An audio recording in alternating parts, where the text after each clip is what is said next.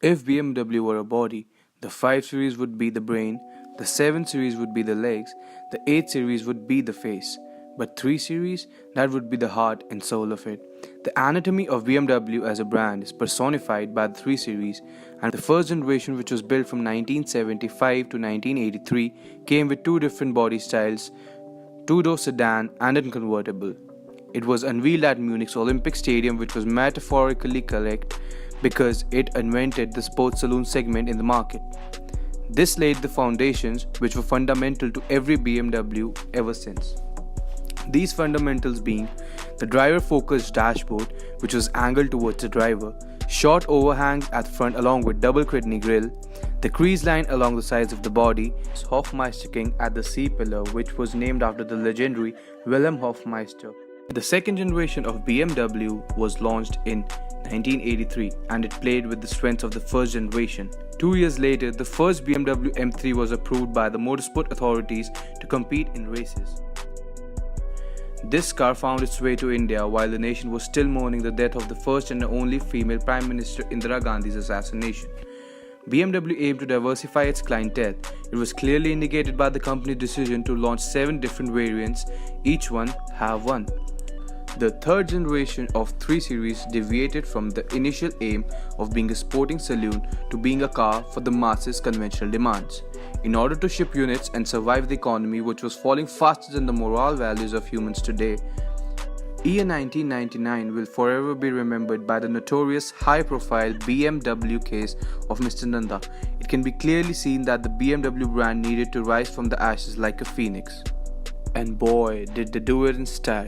The fourth generation of BMW 3 Series E46 brought the sporty element back to the BMW range, and who can forget that E46 BMW M3 from the game NFS Most Wanted.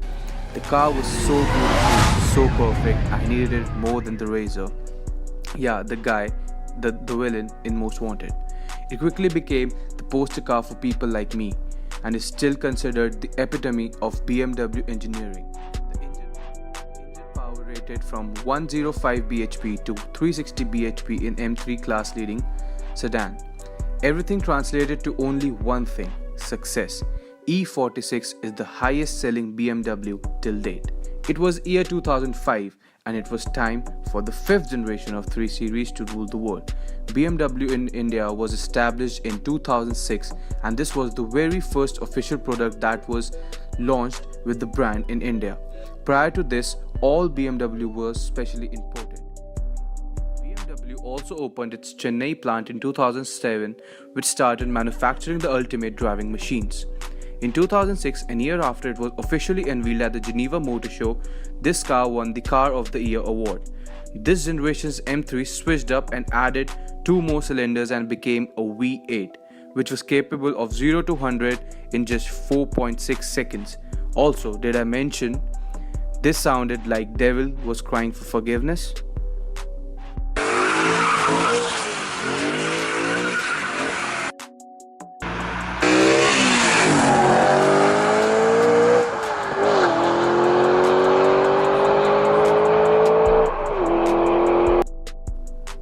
The year 2011 was half-lived in the fear that the world would end in 2012. But honestly, I thank God that it didn't, because we wouldn't have had enough time to witness another great BMW product. The entry-level BMW 3 Series brought back the child's grin once you got behind the wheel. But the M division started to disappoint. The electronic aids devil had taken over the joy of the pure divinity saint of driving. The M badge started to lose the support of the crazy fan following. This was a great car, but not a great BMW. The latest incarnation of this car now has gaping kidney grills and a striking new design. Everything on this car seems to have taken some kind of steroids because everything that is perceivable is bigger and better. Bigger headlights, bigger taillights, bigger air dams and bigger overall proportion. This car comes with BMW's latest passive lift-related dampers, which come as standard across the range. Each wheel gets a primary and a secondary spring, as well as a hydraulic pump stop, which doesn't compromise on either ride quality or performance. Continuing on the trend of everything being bigger, it now has an 9-inch infotainment system, which proudly says it is the most intuitive voice command system, and you can control almost all car functions through it. M Sport version get a digital instrument cluster and an even bigger 10-inch infotainment screen. BMW says, don't be driven by technology, drive it. The engines that drive this beast will initially be the 2-liter jack of all trades diesel engine churning out 190 bhp, and the one being 2-liter turbocharged petrol engine in 330i developing 258 bhp. The car also comes with automatic park assist, which turns the steering wheel on its own. Isn't that magic?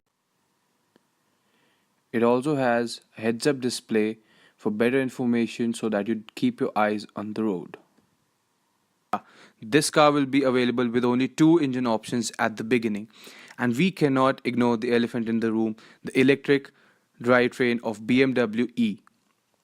More on this later. So, is this generation of BMW designed for the driving pleasure? We'll have to get our hands to know one when it launches in and around March 2019. And something that is common irrespective of which generation the BMW is, it's the 50-50 weight distribution.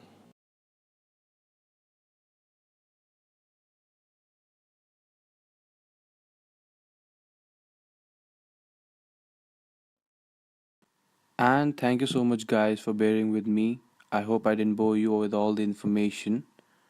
Thanks for watching and subscribe to my channel.